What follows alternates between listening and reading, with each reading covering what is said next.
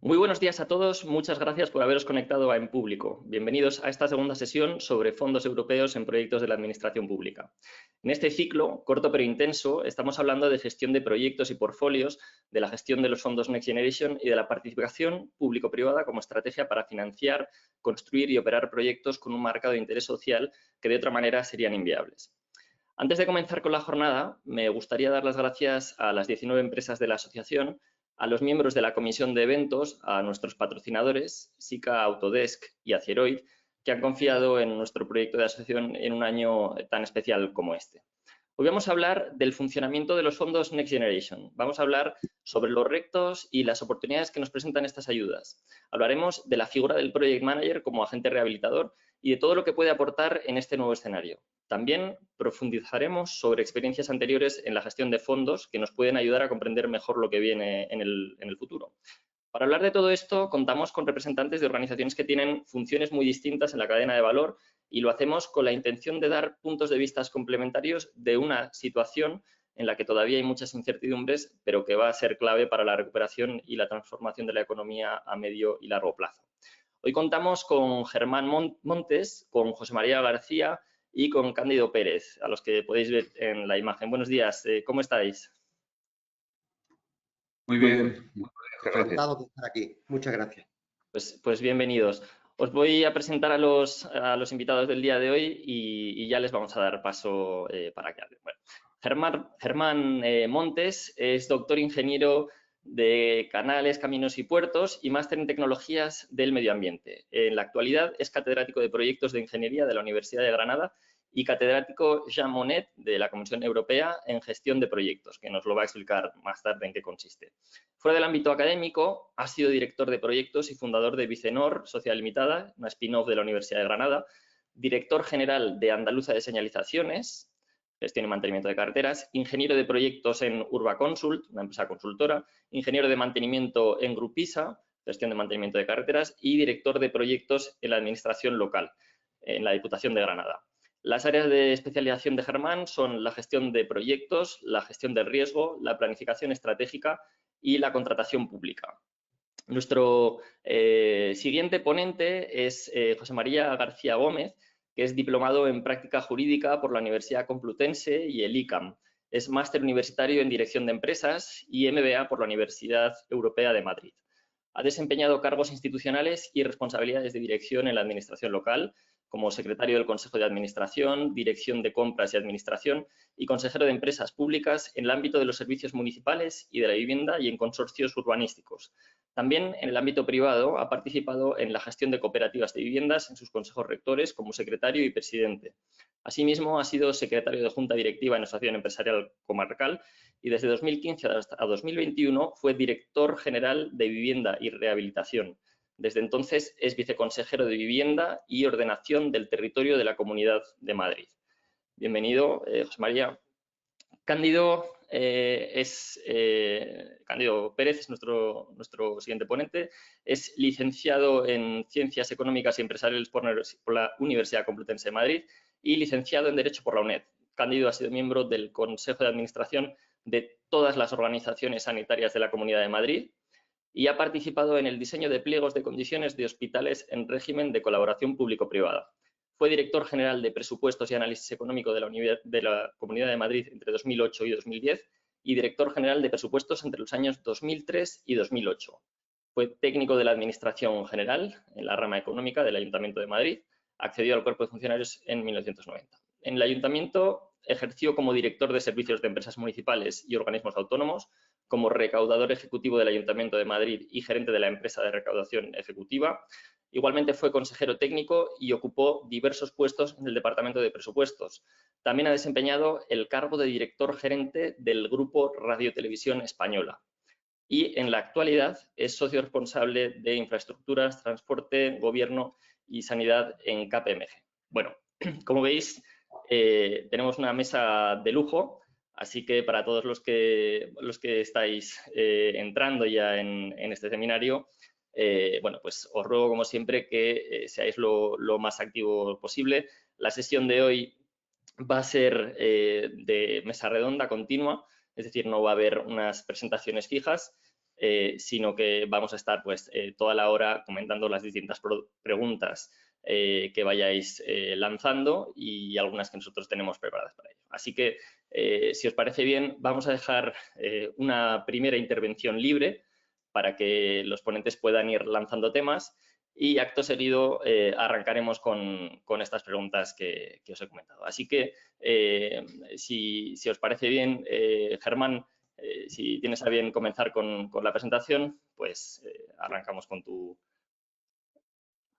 Muy bien, pues muchísimas gracias por la presentación y a Edip por esta oportunidad de compartir espacio con estos dos ponentes, sin lugar a dudas, excelentes. Mi intención hoy era pivotar sobre dos conceptos fundamentales. Uno, el primero, es la visión de la Comisión Europea en relación con los proyectos, no quedarnos solamente en el desarrollo entregable. Y luego, la propuesta metodológica que hace la Comisión Europea en base a la gestión de proyectos, que no es otra que el PN-Square, que es una metodología que desarrolló dentro de la Comisión Europea y desde hace poco tiempo, o desde 2017, está en formato abierto y libre para toda la comunidad europea.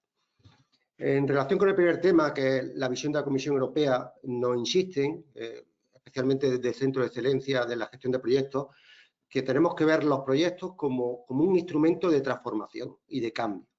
No centrarnos solamente en la generación de entregables, desarrollo del proyecto, se acaba el proyecto y ahí nos desentendemos de él. A ellos les preocupa mucho lo que es el tema de beneficio a medio y largo plazo. Entonces, el beneficio a medio y largo plazo que la Comisión Europea se empeña en denominar como impacto del proyecto, nos obliga a pensar en el ciclo de vida extendido del proyecto. Estamos habituados a hablar de inicio, planificación, ejecución y cierre, pero es cuando se entregan los resultados del proyecto, es cuando realmente empezamos a ponerlo en valor y además empieza la fase más larga del proyecto, que es la vida útil del proyecto. Es esencial esta fase principalmente por dos aspectos fundamentales, porque es cuando empezamos realmente a recoger los beneficios o los resultados del proyecto a modo de transformación, y luego es realmente la fase que nos permite conocer si lo que realmente hemos elegido era lo que era necesario y realmente funciona. Yo personalmente creo que es la fase, la gestión de proyectos, en la que más se aprende, porque es cuando tenemos la certeza absoluta de que el diseño de todas las fases previas ha ido en la línea que tenía que ir. Para esto, la Comisión Europea le preocupan dos puntos esenciales. El primero de ellos es medir el desempeño. Hemos estado hablando de forma previa a los panelistas, hay cierto miedo a medir el desempeño en el desarrollo de nuestras actividades profesionales y especialmente en el desarrollo de proyectos. Pero es que si no medimos el desempeño, nunca sabremos si realmente tenemos los beneficios que eran esperables o lo estamos haciendo de una forma eficiente o eficaz. Claro, este desempeño no hay otra forma que hacerlo, esta medida, mediante lo que siempre denominamos los KPI, ¿no? Los indicadores de desarrollo. Y en relación con esto, a mí me preocupa mucho algo que se le olvida a la gente, y es que los KPI, los indicadores de desarrollo, hay que fijarlos en las etapas tempranas de los proyectos, porque de otra forma nos estaremos haciendo trampa al solitario. O sea, cuando ya desarrollo el proyecto, pongo indicadores de desarrollo, no. Hay que ponerlos antes y establecer los criterios de éxito del proyecto previamente. Ese es uno de los puntos que la Comisión Europea está demandando a la hora del desarrollo de proyectos, especialmente financiados por ellos. Y otro de los puntos es algo que parece que en nuestro ámbito latino, no tanto en el anglosajón, que nos cuesta, que es documentar. Hay que dejar trazabilidad y hay que dejar claro lo que estamos haciendo, por qué lo está haciendo y las consecuencias. Por ejemplo, en el caso de la gestión de cambios, es esencial recoger los incidentes, analizar las alternativas, proponer cambios, autorizarlos y modificar todo el proyecto en base a ese nuevo escenario. Para esto, y ahora ya entraría en el segundo punto que quería presentarles, es muy útil la metodología de gestión de proyectos PM-Square, le llaman PM-Square porque es PM al cuadrado, que ha desarrollado la propia Comisión Europea, inicialmente desde la DIGIT, de la Dirección General de Informática y Telecomunicaciones, pero que desde el 2017, en aplicación de un acuerdo del Consejo en el que decía que todos los productos que generara la Comisión Europea debían de ser de acceso libre y gratuito, se puso a disponibilidad de toda la Comunidad Europea. PM-Square al final es una metodología muy sencilla que está compuesta de una memoria metodológica que te presenta el diagrama de flujo de todas las actividades que tienes que desarrollar para gestionar un proyecto, y la ventaja que tiene es que para desarrollar todas estas actividades te facilita toda la documentación que tienes que ir generando. Esta documentación la llama artefactos y la tienes disponible en abierto, tanto en modo Word como en modo Excel, ¿vale? O sea que es una metodología que te permite saber qué tienes que hacer y cuándo tienes que hacerlo. La verdad que tenéis toda la documentación disponible en la Comisión Europea, en el Centro de Excelencia, y nosotros tenemos una cátedra Jean Monnet en la que estamos reproduciendo toda la documentación y trabajamos con ellos de la mano, porque una de las cosas que le preocupa a Europa, sabéis que la dinámica social o la dinámica internacional es esencialmente buca, cambiante. Europa quiere mirar a Sudamérica. ¿Para qué? Para tratar que el meridiano que se está desplazando a paso agigantado hacia Oriente, tratar de contenerlo. Y si quiere mirar a Sudamérica, toda la documentación que tenga en castellano es muy interesante.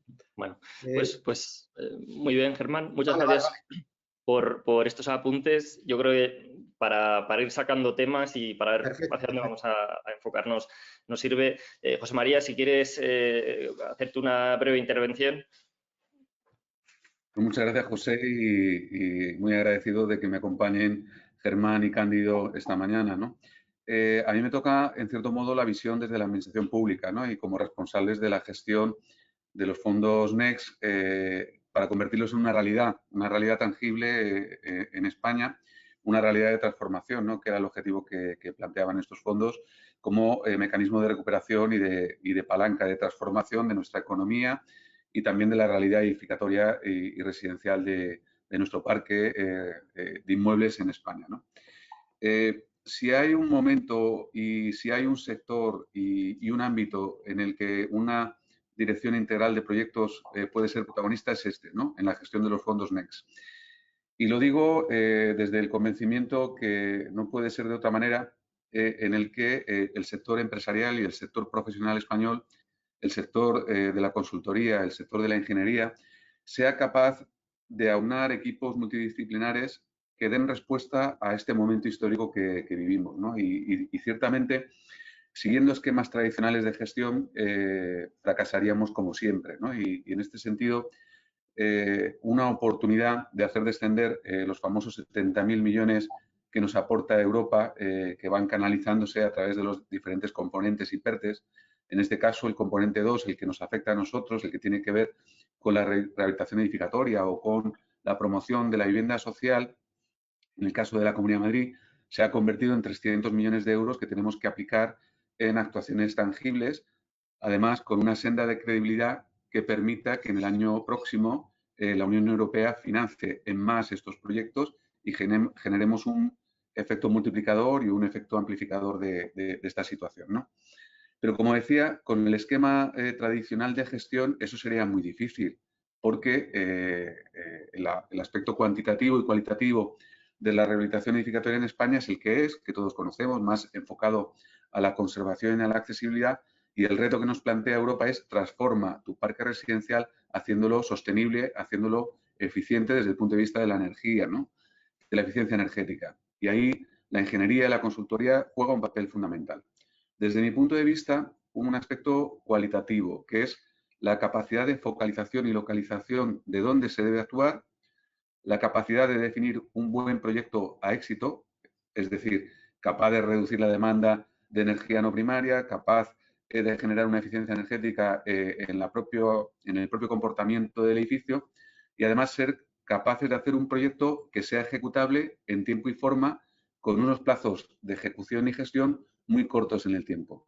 Si además añadimos el vector capacidad de gestión administrativa, financiera, jurídica, para justificar una subvención, que es al final el reto que se nos plantea, creo que, como decía al principio, es el momento para que una gestión integral de proyecto, llamémoslo project manager o llamémosle agente rehabilitador, me da lo mismo. Es decir, al final se trata de verdaderos profesionales que tengan esa capacidad de liderazgo de un proyecto y cumplir aquello que recoge el decreto 853-2020 del llave en mano, ¿no? ¿Qué es un llave en mano en una actuación de éxito de rehabilitación integral? Bueno, pues esa capacidad de localizar un proyecto, hacer un buen proyecto, contratar una buena obra, dirigir una buena obra, acompañar la justificación documental que permita percibir la subvención, resolver los obstáculos que nos encontramos a la hora de tomar las decisiones en una comunidad de propietarios, acompañar una financiación competitiva y ser capaces luego, efectivamente,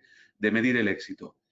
En cuántas actuaciones de rehabilitación integral exitosas convertimos, en el caso de la Comunidad de Madrid, esos 300 millones de euros que tendremos disponibles en un periodo corto de tiempo, ¿no? Y es ahí donde yo no veo más camino que apoyarse en los profesionales que saben de esto, ¿no? Sin visión estratégica, sin esa capacidad de liderazgo, sin las herramientas técnicas y los equipos multidisciplinares, sin esa capacidad de gestión, sin financiación y sin responsabilidad civil, que también es muy importante en estos casos, sería imposible obtener el éxito.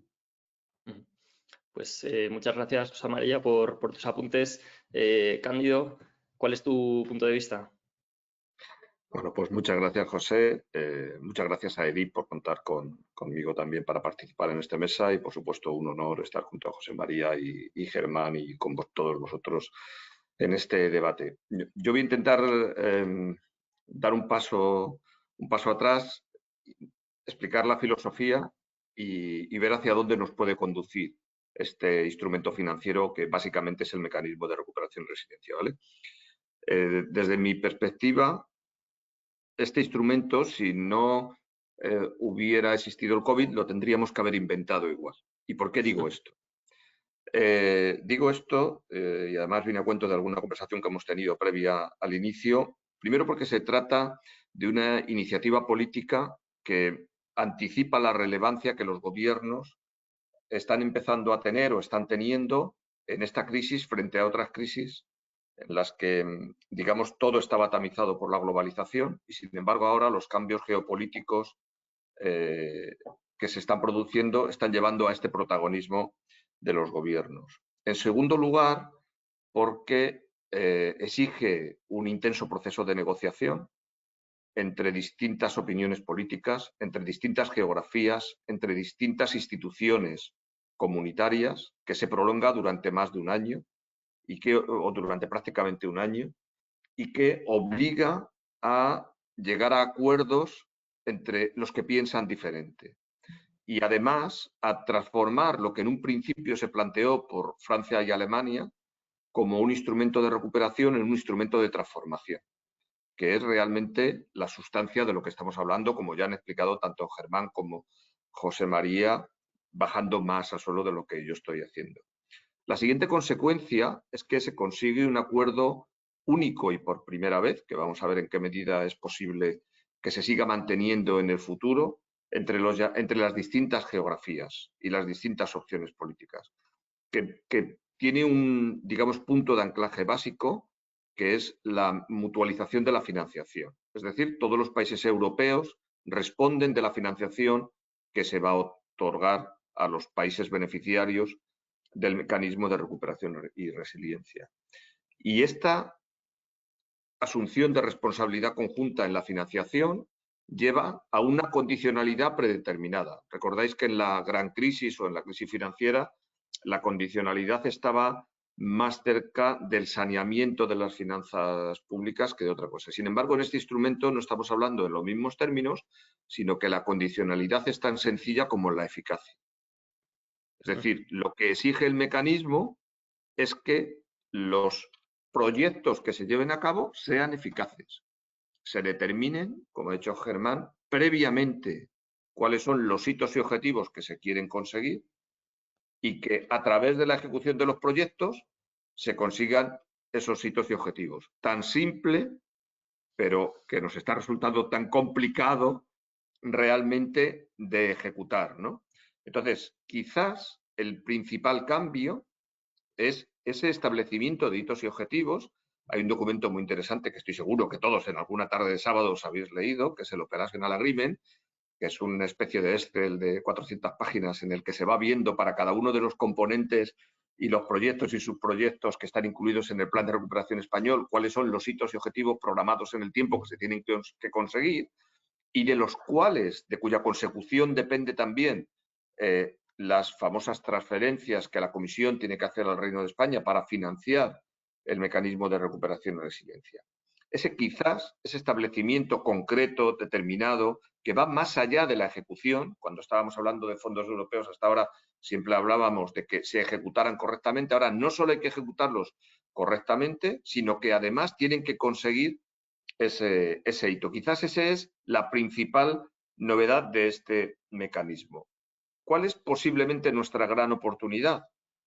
Pues que una cuestión que yo creo que ha citado, al menos implícitamente, y creo que explícitamente también Germán, y que también está en el discurso que ha hecho José María, que es la evaluación de las políticas públicas o la política basada en evidencia, como se dice en el lenguaje comunitario, esté presente en la toma de decisiones de todos los proyectos públicos y las políticas públicas, ¿no? No se trata simplemente de hacer una política porque se decide hacer la política, sino que haya una trazabilidad en la formación de esa decisión, que se explique qué se quiere conseguir, que se evalúe si es la mejor manera de hacerlo y que posteriormente se analice si ha sido la mejor manera de alcanzar ese objetivo. Bueno, luego seguimos con temas, pero ese es un poco, digamos, el paraguas que está por encima de todo lo que hemos hablado y que yo creo que le da sentido quizás a este cambio tan radical y que en alguna manera nos complica la vida respecto a situaciones anteriores en la ejecución de este instrumento, ¿no? Bueno, pues yo creo que como panorámica, ¿no? Y como las tres piezas del puzzle nos podemos ir haciendo una idea, ¿no? Y a mí me gustaría empezar desde ideas pues muy sencillas, ¿no? Para intentar entender, porque yo estoy seguro que vosotros habéis trabajado ya con otros fondos, ¿no? Con otros fondos europeos y siempre surge esta gran duda, ¿no? De qué hace diferentes a los Next Generation de otras ayudas que han venido de la Unión Europea. Pues siguiendo el razonamiento de Cándido, está claro, el objetivo está muy bien definido y aquí se busca la eficacia, ¿no? En la aplicación del recurso. El objetivo tiene que ver con la eficiencia energética de nuestros edificios. Eso redunda en una reducción de demanda energética, una reducción de consumo energético en naciones, en nuestro caso, que dependemos absolutamente de la importación del carbono, ¿no? De las energías de origen carbónico, ¿no? Por tanto, un objetivo tan bien definido y tan claro nos obliga a ser muy precisos a la hora de seleccionar los proyectos, a la hora de focalizar dónde debemos actuar y en cualquiera de los casos también un volumen de gestión tan relevante también lo hace distinto, ¿no? La acumulación de recursos de ese nivel cuantitativo en un espacio tan corto de tiempo jamás se había producido y también se convierte en un reto para la administración pública. Con la misma estructura funcionarial y con las mismas herramientas de gestión que tiene la administración, debemos conseguir objetivos mucho más ambiciosos. Eso nos obliga a dar protagonismo a la sociedad civil, en este caso articulada a través de empresas y profesionales que sean capaces de conectar esos fondos con resultados eficaces, ¿no? en transformación de nuestro parque residencial. En ese sentido, yo creo que es diferente. Está claro que sin ese vector profesional no habría esa conexión entre el fondo y el resultado eficaz que busca la Unión Europea. Sí, yo diría que además de todo lo que ha dicho José María, quizás me gustaría añadir una profundización en el enfoque de la prevención, detección y corrección del fraude y por supuesto, digamos, por varias vías, ¿no? Por una parte, en realidad los planes de medidas antifraude había que hacerlos ya con el anterior programa operativo. Esto no es una novedad absoluta. Sí es cierto que en este caso, pues además hemos visto que ha habido una legislación nacional que obliga a todos los perceptores a que en un periodo determinado tengan listo este plan, y entonces se ha producido una aceleración en la concreción y en la explicitación de este tipo de planes, algunas de cuyas medidas ya estaban contempladas por la inmensa mayoría de administraciones, pero la manera de hacerlo con una metodología concreta ha ayudado a que este impulso se produzca. Y ahí es fundamental todo lo que tiene que ver con la ausencia de conflictos de interés.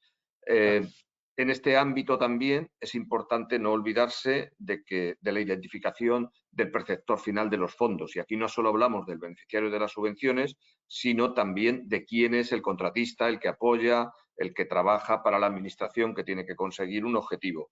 Y por último, en el ámbito en el que ha hecho referencia de alguna manera José María, no me gustaría que quedara fuera la parte del evitar el daño significativo al medio ambiente, ¿no? El principio del DNSH, como se llama en inglés, el Do No Significant Harm, que viene a establecer una clara restricción respecto a la tipología de proyectos que se tienen que poner en marcha y que realmente está operando de un modo muy claro, ¿no? Por decir algunos de las principales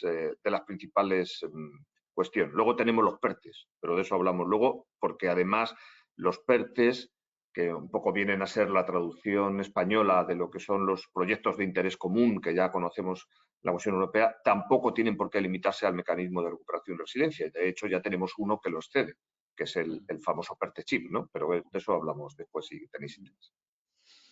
Vale. Bueno, habéis mencionado ya en un par de ocasiones que en realidad la concesión de los fondos está supeditada al éxito en su ejecución, ¿no? Pero hay un cierto historial en la ejecución de fondos que no ha sido tan bueno como nos gustaría mostrar, ¿no? Por decir algo, ¿no? De los fondos de cohesión territorial previstos para el marco financiero de 2014 a 2020, España ejecutó apenas un 40%. ¿Qué pensáis que ha hecho que esto fuera así? ¿Y corremos el riesgo de caer en estos mismos errores en los Next Generation?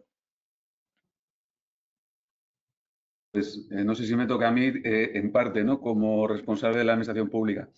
Vamos a ver, estos fondos no dejan de ser una subvención. Al final, en su aplicación práctica, a través del procedimiento administrativo y por tanto se apoyan en la Ley General de Subvenciones y se apoyan en la normativa de subvenciones. Y evidentemente, esa normativa es muy garantista y lógicamente lo que busca es que no se apliquen fondos si no se cumplen los requisitos y exigencias determinados en las bases, ¿no? que determinan esa convocatoria de ayuda.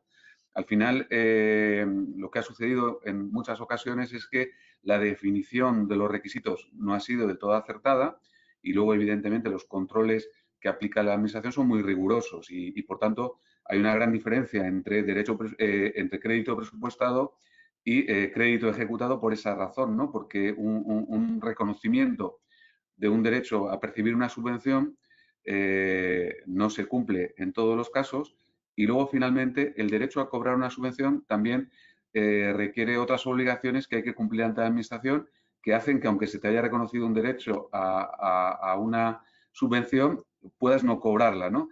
En ese descenso en la gestión de los fondos a través de lo administrativo, eso se complica. En este caso, en los fondos NEXT, lo que se ha buscado es, en ese concepto que hemos dicho de la eficacia, ¿no? Oye, si tú eres capaz en un ex ante y en un ex post reducir la demanda energética en un umbral de porcentaje que determina la Unión Europea acreditado por un certificado de ingeniería que lo acredite y que eso se acompañe con un proyecto y con una ejecución de una obra, eso nos da un código binario de cumplimiento del requisito de la obligación definida en la subvención, ¿no? Y luego, evidentemente, si todo eso se documenta y se aporta a la Administración, se tendría el derecho al cobro. Bueno, yo creo que estamos en un punto en el que no podemos permitirnos el lujo de no aplicar el 100% de estos fondos. Sería lamentable que con una ventana de oportunidad que tiene España en este momento, que además nos ayuda a transformar el sector, que no se aplicara.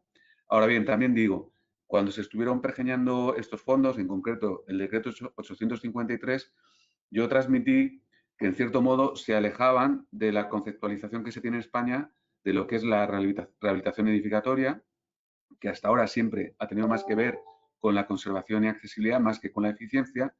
Y además, el hecho objetivo es que de las 30.000 rehabilitaciones integrales que se hacen en España, aproximadamente el 90% tienen que ver con conservación y accesibilidad y apenas 10.000 tienen algún mix de eficiencia energética. Por tanto, lo que se nos está pidiendo es multiplicar por 10 el volumen de rehabilitaciones integrales de 30.000 saltar a 300.000, pero es que en realidad en eficiencia energética solo hacemos apenas 10.000 al año, si llega, ¿no? Es decir, estamos multiplicando por 10 y al menos por 3 o por 5 ese volumen. Eso implica que la rehabilitación se podría haber enfocado de otra manera. De todas maneras, soy optimista precisamente por la aparición de esa visión integral de la gestión del proyecto, por esa visión llave en mano y por la participación del agente rehabilitador, que es el que tiene que salvar los otros dos obstáculos. El de la propiedad horizontal, el lograr un acuerdo de comunidad de propietarios para rehabilitar una edificación, y el de la financiación del diferencial entre la subvención directa y el coste final de la intervención. Y esas dos barreras yo creo que con la figura de la dirección integral del proyecto o con el agente rehabilitador va a quedar salvada. A mí me gustaría, perdona, José, sobre el tema de ejecución de fondos, hay otro pilar fundamental que es la contratación pública y la regulación legal, ¿no?, que tiene a través de la Ley de Contratos de Sector Público, que es la transposición de las directivas, ¿no? En este sentido, muchas veces, iba a decir, me indigna que se olvida que la ley, además de un mecanismo de fiscalización, es un mecanismo de gestión. Y entonces, y ofrece muchas posibilidades de gestión. Lo que pasa es que muchas veces la fiscalización se antepone a la gestión y no somos capaces de desarrollar figuras que nos ayudarían muchísimo, como lo que estamos hablando, ¿no?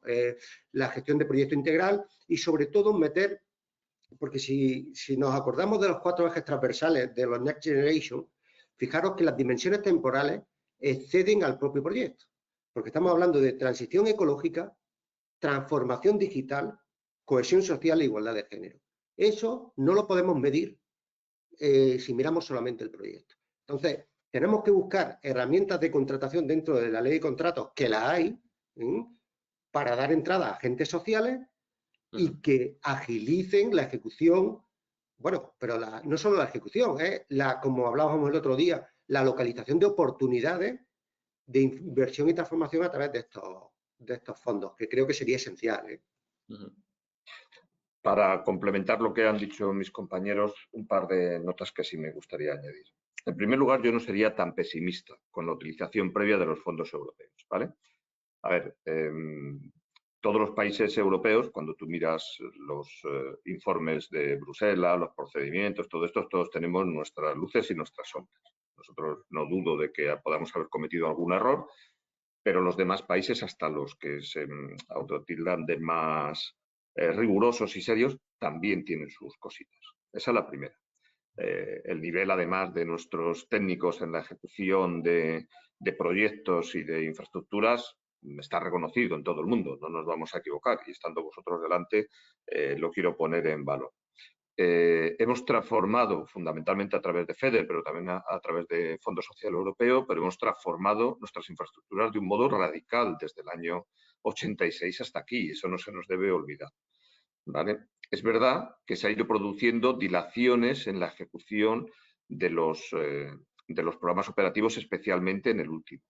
Hay una diferencia fundamental entre el marco financiero, el mecanismo de recuperación y resiliencia y los anteriores marcos financieros, que también está en el marco financiero actual, pero que no estamos hablando estrictamente de ese ahora mismo, y es la cofinanciación, ¿vale? Y la cofinanciación en este aspecto es fundamental, porque en un momento en el que las finanzas públicas, a partir de la crisis financiera, se vieron extraordinariamente constreñidas en España, en muchos casos hubo que renunciar a proyectos donde tenía financiación europea porque no se podía financiar la parte cofinanciada por la Administración española. Las comunidades autónomas, no voy a decir nada que no sepáis, lo fundamental era mantener los hospitales abiertos, los colegios abiertos, los centros de servicios sociales, el funcionamiento del transporte, en cada comunidad autónoma con sus especialidades, tomaron las decisiones que tuvieron que tomar. Y si para ello había que renunciar a financiar una parte que estaba cofinanciada por Bruselas, pues es una desgracia, pero es así. Entonces, no tiene cofinanciación en principio, en la parte pública, ¿vale? Es verdad que hay un tema con el IVA, bueno, hay distintas cuestiones y el coste del asesoramiento para poderlo ejecutar también. Sin embargo, si os fijáis en los plazos, esto se puso en marcha en la primavera del 20. No se terminó de aprobar el reglamento de aplicación hasta el inicio del 21 del mecanismo de recuperación. No se llegó al acuerdo del plan de recuperación de los países, uno de los primeros fue España y fue en julio del 21. El Operational Agreement de España, que es el contrato donde ya se establecen los hitos, fue en octubre del 21. Es decir, que prácticamente los 2 primeros años transcurrieron para llegar al acuerdo de en qué consiste exactamente el plan español. Ahora estamos empezando a trabajar y a pensar en el segundo tramo, en el tramo de préstamos, que no sé si ese saldrá luego en el diálogo, en los siguientes 70.000 millones también del mecanismo, que no opera como subvención, sino que opera como préstamo. En todo esto, claro, todos estos cambios que estamos diciendo que se han introducido en la gestión tienen que ser asumidos por todos los agentes que participan, tanto públicos como privados, que no es sencillo. Y además en un tiempo que hace que prácticamente dentro ya de 18 meses tenemos que haber terminado tanto el compromiso como la ejecución de una parte importante de los proyectos que tenemos en marcha y de las reformas, que no hemos hablado nada de las reformas, pero también de los proyectos. Es un hito que exige que, por una parte, la Administración dé lo mejor de sí misma, porque no nos podemos olvidar tampoco que a final del 23 termina el N+3 del 14-20, o sea que en muchas comunidades, en varias comunidades autónomas, se ha creado una dirección para Next Generation y una dirección general de fondos que sigue gestionando el programa operativo 14-20 y está preparando la planificación del 21-27, porque si no, nos volverá a pasar lo mismo. Recordad que al principio del 20 lo que quedaba por gastar del 14-20 eran 50.000 millones, lo que quedaba por ejecutar, ¿vale? O sea que no estamos hablando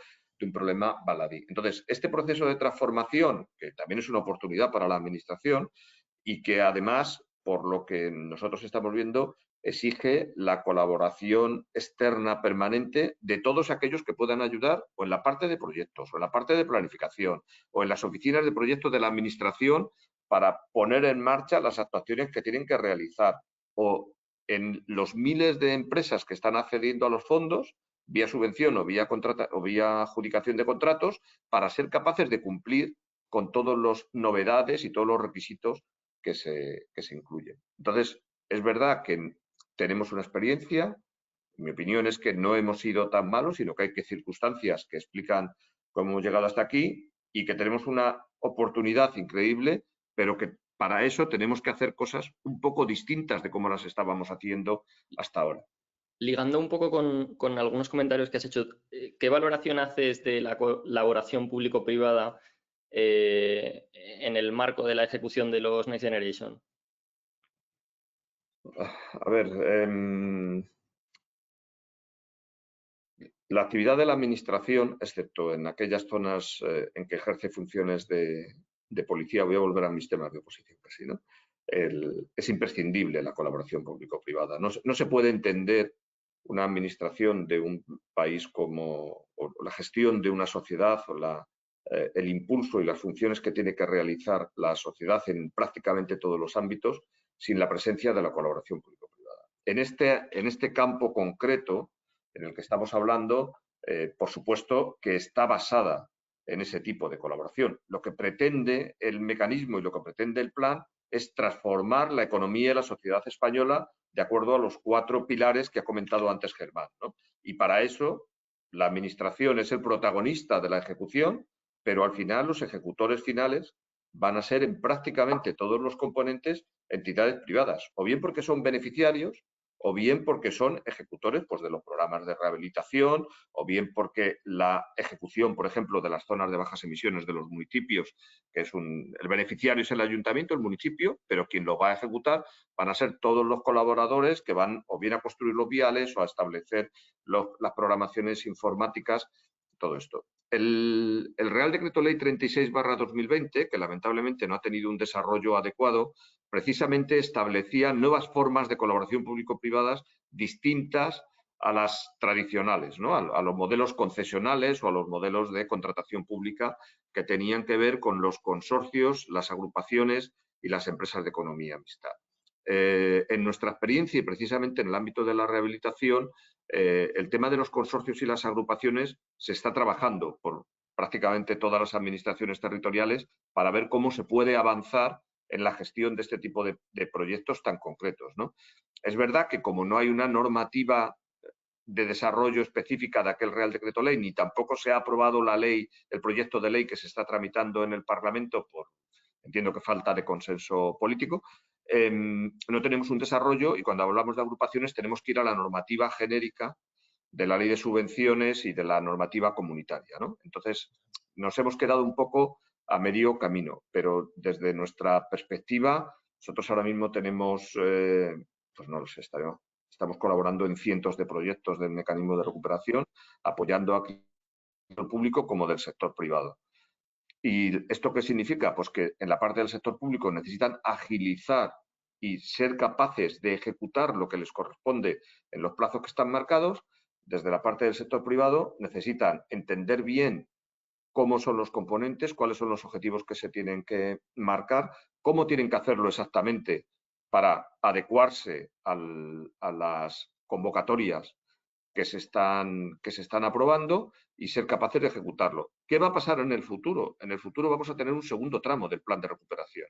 Y en ese segundo tramo posiblemente haya figuras novedosas en las que haya financiación, porque si luego tenéis interés hablamos de ello, ¿no? Pero hay una novedad importante y es que la financiación es un préstamo que se va a conceder al Gobierno de España y de ahí para abajo puede venir como préstamo o como subvención. Todo parece indicar que fundamentalmente vendrá por el lado financiero de las finanzas públicas. Eso significa que puede haber participaciones en entidades o préstamos. Y esas participaciones en entidades puede animar la constitución de consorcios o de figuras de economía mixta, que por definirlo de un modo breve, que pueda desarrollar alguna tipología específica de proyectos con alto riesgo del propio proyecto, ¿no? Donde la parte pública asuma esa parte del riesgo que posiblemente la privada no podría asumir. Pero vamos, en una frase, sin colaboración público-privada no habrá ejecución del plan de recuperación y posiblemente no habrá prácticamente continuidad en prácticamente ninguna actividad pública. A mí bueno, y entre todos los project managers que estamos hoy en la sala, me llama mucho la atención que has mencionado antes, Germán, sobre esta metodología de PM Square, ¿no?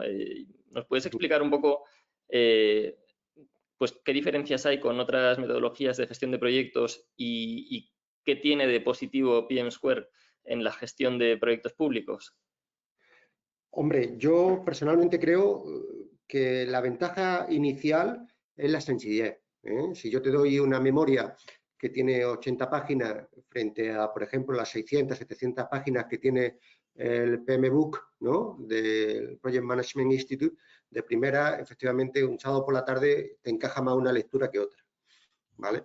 Luego, la segunda es que es... Seas cándido que te lees Eso es, efectivamente. Luego hay otro tema fundamental, que es una metodología desarrollada por una, entre comillas, administración pública, ¿vale? Que lleva funcionando desde el 2005, lo que pasa es que ha estado intramuros, como ellos llaman, ¿no? La Comisión Europea ha estado utilizándolo primero en la DIGIT, luego en distintas agencias, luego en el Banco Europeo y ha ido validando, de tal manera de que nació orientado a proyectos de digitalización y ahora ya se puede utilizar para cualquier tipo de proyecto, ¿vale? Y quizá una de las grandes ventajas que tiene, y así te hace la propuesta del PM Square, es que la customices y la adoptes a las necesidades de tu proyecto, O sea, ellos te anticipan 30 y tantos artefactos, 30 y tantos documentos, pero tú los puedes dejar en 10. Es cierto que desde mi punto de vista es una metodología que exige cierta formación en Project Manager, porque cuanto mejor Project Manager sea, vas a utilizar con más sentido cada uno de los documentos. Yo personalmente creo que es una metodología que si al final se generaliza el uso, cuando tenemos un recurso open and free, cuanto más usuarios haya en la comunidad, la solución final será mejor, porque irá mejorándose. Y quizá lo más interesante también es que PNSquare no es solo project, sino que es un framework que incluye programa y portfolio, con lo que permite construir la pirámide de gestión, especialmente de recursos procedentes de las administraciones públicas. Yo creo que PNSquare da como para bastante desarrollo, pero esencialmente una metodología muy sencilla que te guía, o sea, porque te dice qué hay que hacer, cuándo hay que hacerlo y quién tiene que hacerlo, porque una de las propuestas más sólidas es el modelo de gobernanza. Distingue entre propietarios de proyectos y el business side, que serían en este caso, por ejemplo, las colaboraciones público-privadas, serían los project managers, y asignan muy bien a través de las matrices Rusty cuál es el rol de cada uno, con lo que evitamos malos entendidos, porque si de primeras de partida del proyecto tú ya localizas quién tiene que hacer cada cosa, no nos vamos a dejar nada fuera del tintero. Cuando hablas de artefactos, ¿los artefactos son herramientas o qué tipo de...? Son, por ejemplo, el caso de negocio, el manual de proyecto, el registro de riesgo, el registro de cambio, el plan de comunicaciones. Herramientas, ¿no? Lo que se ha venido llamando habitualmente herramientas. Sí. Vale. ¿Y hay certificación de PNSquare? Hasta fecha de hoy, la certificación es intramuro. O sea, que ahora mismo hay como 4.000 funcionarios de la Comisión Europea certificados en PNSquare. Hay una organización no gubernamental que se llama PNSquare Alliance, que la han constituido, entre comillas, padres de la metodología, que han dicho, mientras que la Comisión no dé el paso de externalizar las certificaciones, nosotros vamos a emitir certificaciones, al igual que hace PMI, ¿no? Y entonces hay desde Essential, Basic, Expert, Advanced, entonces es posible tener una certificación. Nosotros tenemos una comunicación fluida con el Centro de Excelencia de la Comisión Europea y nos han anticipado que es cuestión de meses, quizás un año, en el que se abra la puerta de la certificación a personal no adscrito a la Comisión Europea. Y evidentemente aparece de nuevo, lo van a encargar fuera. O sea, buscan la colaboración privada para que esto sea un éxito. Todo el proceso de certificación. Vale, pues muchas gracias. A ver, nos habíamos quedado con la pregunta que te habíamos hecho sobre el enfoque que le estabais dando a la colaboración público-privada, ¿no? Y nos decías que estabais en uno de los instrumentos desarrollando algo bueno, que me ha parecido entender de Build to Rent, ¿no? ¿Me oís ahora? Sí. ¿Me está mejor? Se escucha.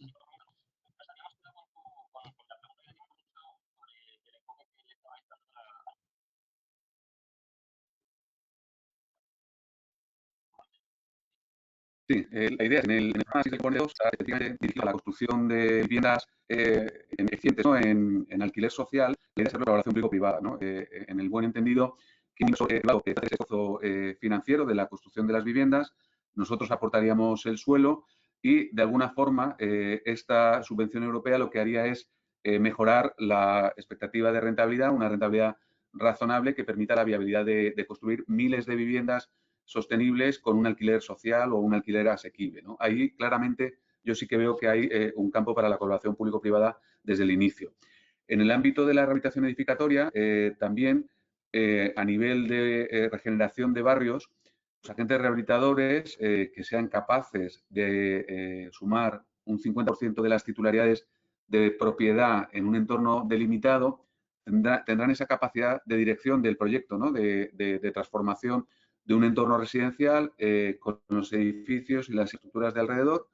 Y ahí también veo que la colaboración público-privada, liderada en este caso por una empresa de servicios energéticos o por una gran constructora o por una empresa rehabilitadora especializada apoyada en los profesionales adecuados, tendrá una capacidad de gestión.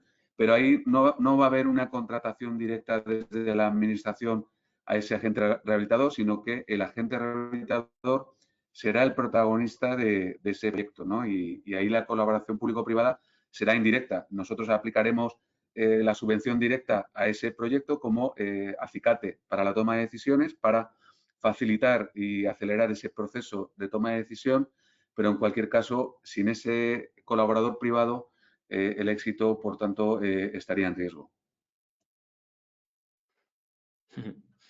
Vale, pues muchas gracias.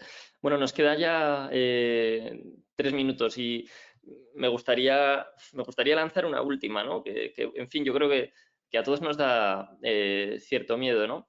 Y es que lo habéis mencionado antes, que hay que pasar de 3.000 a 300.000 viviendas rehabilitadas en apenas 5 años, ¿no? Y que además el sector de la construcción pues tiene una serie de retos que no son menores, como es el de incluir a 700.000 nuevos trabajadores en este periodo tan corto de tiempo, ¿no? ¿Pensáis que la industria está a día de hoy preparada para asumir un reto de semejantes proporciones?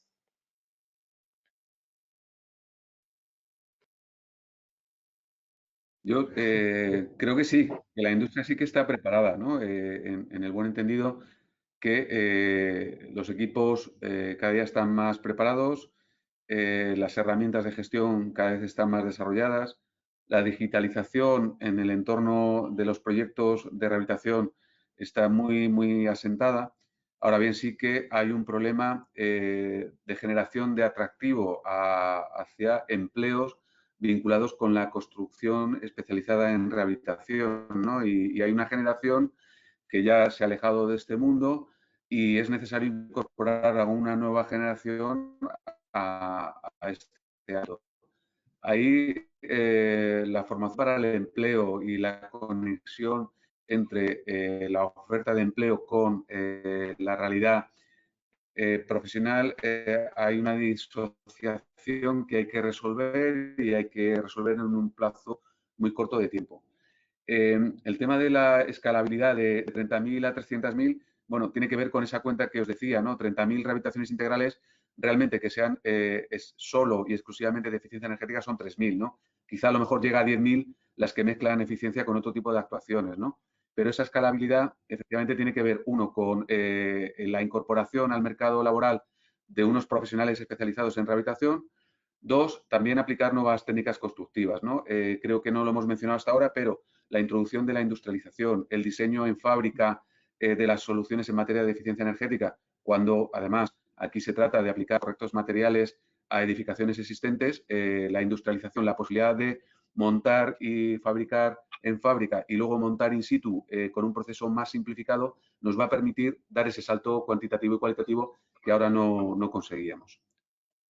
Bueno, pues yo creo que nos quedamos con este mensaje optimista, José María. Me gustaría pediros disculpas por los problemas técnicos que hemos tenido. En fin, estos son pues cosas del directo y nada, me gustaría también daros las gracias, Germán, Cándido y José María, por habernos dado vuestro valioso punto de vista y muchas gracias a los que habéis participado en este seminario. Recordad que mañana seguimos con En Público a la misma hora y que hablaremos de proyectos de participación público-privada con Joaquín de Ita, con Andrés Gómez y con Viviana Libreros. Podéis inscribiros en nuestra página web, en www.id.org y seguirnos en nuestros perfiles de LinkedIn y de Twitter. Por cierto, os recuerdo que esta sesión estará también subida en YouTube y que podréis acceder a ella cuando hayan terminado los ciclos. Muchas gracias de nuevo, os esperamos, un abrazo y hasta mañana. Muy bien, Muchas muchísimas gracias. gracias por el rato y encantado. Hasta luego.